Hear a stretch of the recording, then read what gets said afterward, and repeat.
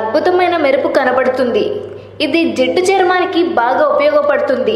పొడి చర్మం ఉన్నవారు నెలకొకసారి ఉపయోగించినా చాలు. ముఖంలోని ముడతల ద్వారా ఏర్పడిన మలినాలను వెంటనే తొలగిపోయి ముఖం కాంతివంతంగా తయారవుతుంది. మన ఇంటిలోనే తయారు చేసుకోగలిగిన స్క్రబ్స్ అవేంటో ఇప్పుడు చూద్దాం. గోధుమ పిండితో తయారు చేసుకునే స్క్రబ్.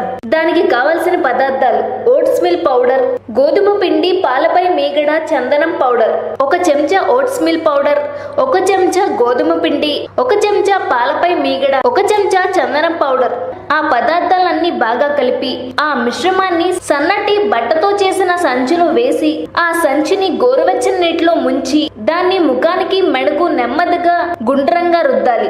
ఈ విధంగా కనీసం 15 నిమిషాలు రుద్ది తర్వాత నీటితో వాష్ చేసుకోవాలి. నారింజ తొక్కల స్క్రబ్. దానికి కావలసిన పదార్థాలు: నారింజ తొక్కల పొడి, ఓట్స్ మిల్ పౌడర్, గోధుమ పిండి, 4 చెంచాల నారింజ తొక్కల పొడి, 2 చెంచాల ఓట్స్ మిల్ పొడి, 2 చెంచాల గోధుమ పిండి. ఈ మూడింటిని బాగా కలిపి గాలి తగలకుండా మూత పెట్టిన పాత్రలో ఉంచి ఉపయోగించుకోవచ్చు.